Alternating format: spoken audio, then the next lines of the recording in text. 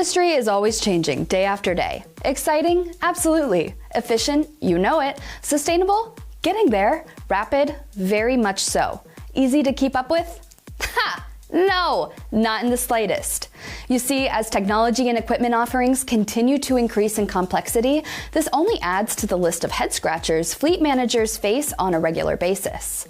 If you don't believe me, just ask Kevin Clark, Senior Talent Acquisition Manager for Cox Automotive, regarding the industry's multitude of changes. I think fleet managers are living in a very interesting time right now where problems from the past still exist, and new problems are coming up, right?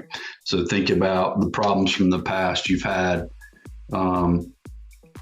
cost pressure related to our inflation growth, like this, and on top of that, this past week I read that diesel prices jumped 3.9%, or excuse me, 3.9 cent. So that's even added more pressures. The freight hasn't ever come back from the pandemic. It's got so much cyclical nature about it. So they're having to really watch their margin when they're dealing with their customers.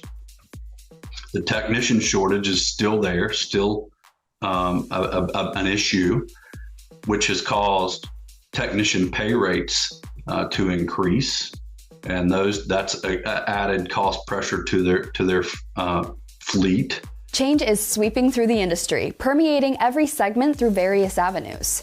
When it comes to electrification and sustainability trends, what is Cox Automotive observing within its customer base?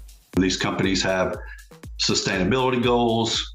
They have the desire to move toward clean transportation, and they've got to understand, figure out how they build the infrastructure at their facilities, what infrastructure there's going to be in their routes, and then the vehicles themselves aren't quite ready, but those that are very expensive, adding to their cost. Any seasoned vet in the industry understands that the current ambitions to transition to EVs takes a lot more than just swapping out engines for batteries. Each fleet, application, and region are experiencing vastly different circumstances. As a result, it's evident why the zero emissions timeline remains as varied as the alternative options available in the market today. One major difference is if you're in a vocational or a light medium duty fleet, those types of clients are moving quicker toward the EV transition. And in that space, we're training our technicians to be EV certified, be able to take care of their equipment however necessary. Having a service program designed around the needs of your fleet is crucial, regardless of the technology in use. Even more important is ensuring that there's a technician readily available and equipped to fix the issue.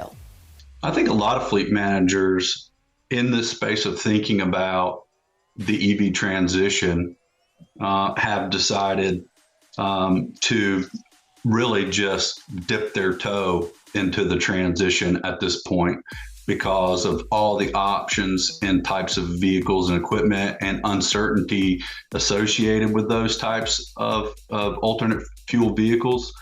One of the things I've been noticing and seeing, especially over the past 2 years, is fleets extending the life of their vehicle. I've had a lot of our clients to ask us to do refurbishments. When I talk about refurbishment, I'm talking about all the way, new engine, new paint, new everything, to try to keep a piece of equipment, extend that life into a future state where they think that the decision-making, the infrastructure will become easier. Achieving zero emissions is a unique journey for each fleet, but Cox Automotive makes its case for facilitating the transition to alternative transportation in the near future, while additionally ensuring a content current customer base. For even more trucking and equipment content, visit fleetequipmentmag.com. See you next time.